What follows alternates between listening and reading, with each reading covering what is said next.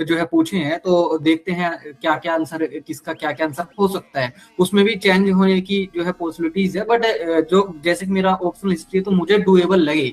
हालांकि बहुत मतलब जब वहां पर जो है बहुत ज्यादा लेंथी है, तो वहां पर हम कर पाएंगे नहीं कर पाएंगे ये अलग इशू है, क्योंकि पेपर इतना ज्यादा लेंथी था कि या कंप्लीट तो नहीं होगा यार। पेपर तो ऐसे कंप्लीट नहीं होगा जब इतना लेंथी हो जाएगा, और एग्जाम हॉल का प्रेशर अलग से।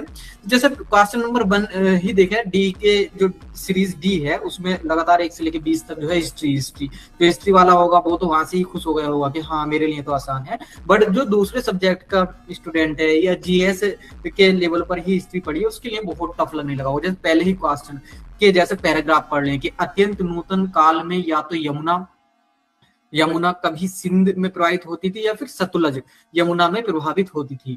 ठीक है, इस तरीके से इन्होंने स्टेटमेंट बनाया है, और फिर उसमें ये पूछने की कोशिश कर रहे हैं आगे कि प्रमुख सहायक नदी या तो गंगा में, सिंधु में अथवा इसके विपरीत स्थानांतरित हुई थी। निम्नलिखित कौन सा उपयुक्त अभिकथन का आधार है, यानी हम ये बात ऊपर जो कही जा रही है वो किस बेस पर कह रहे हैं, ये पूछना चाह रहा है। तो 3 इन्होंने स्टेटमेंट दिए हैं। पहला स्टेटमेंट है कि ऋग्वेद का नदी सूक्त ये पढ़ते हैं, तो नदी सूक्त में यमुना, सिंध और जो सप्तसैंधव प्रदेश की नदियां हैं, और इसी तरीके से जो गंगा है, गंगा का एक ही बार उल्लेख किया गया है, तो और यमुना का 3 बार आई थिंक उल्लेख किया गया है। तो नदी सूक्त में से ये पूछना चाह रहे हैं कि ये नदी सूक्त के उसको आधार बना रहे हैं या फिर रॉबर्ट ब्रूसफुट द्वारा किए गए सतलज और यमुना के बेस पर सिंधु और गंगा। अब ये देखो आर्कियोलॉजी वाला स्टूडेंट तो कर सकता है, एंशिएंट हिस्ट्री का अच्छे से जिसने पढ़ा होगा, उपेंद्र सिंह जिसने पढ़ी होगी वो तो कर सकता है, बट जीएस वाले स्टूडेंट्स के लिए कहां से ये क्वेश्चन डुएबल है, बहुत टफ है। कि इसमें भी जाएगा कि हाँ अन्वेषण की बात की गई है, इसमें भी जाएगा, बट वही मैं कहूंगा कि जिसका हिस्ट्री ऑप्शनल है वो इसको काट देगा, क्योंकि साउथ में रॉबर्ट ब्रूसफुट ने जो काम किया है वो पल्लवरम और अतिरम पक्कम और महाराष्ट्र एंड मद्रास प्रेसिडेंसी जो थी वहां पर काम किया है। तो इसको हम इसलिए जो है गलत मानेंगे। सिंधु और गंगा दोनों नदी प्रणाली में डॉल्फिनों की समान प्रजातियों की विस्तृत, क्या इस चीज को हम आधार बना रहे हैं?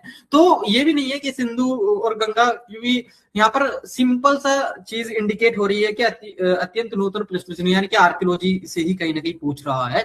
तो मेरे अकॉर्डिंग तो इसका आंसर 1 होना चाहिए, क्योंकि 2 हम काट देंगे तो ये स्टेटमेंट बी और सी हट जाएगा, और डी तो नहीं है, क्योंकि वो जो है गंगा सिंधु नदी की डॉल्फिन अलग है और गंगा नदी की डॉल्फिन अलग है। बट फिर वो यहाँ भी डाउट आएगा स्टूडेंट को कि जब ज्योग्राफिकली 2 इकोसिस्टम अलग हो जाते हैं तो थोड़ा बहुत तो परिवर्तन जो है स्पीसीज में आ जाता है, तो उसकी वजह से आ गया हो वहां पर जो है ये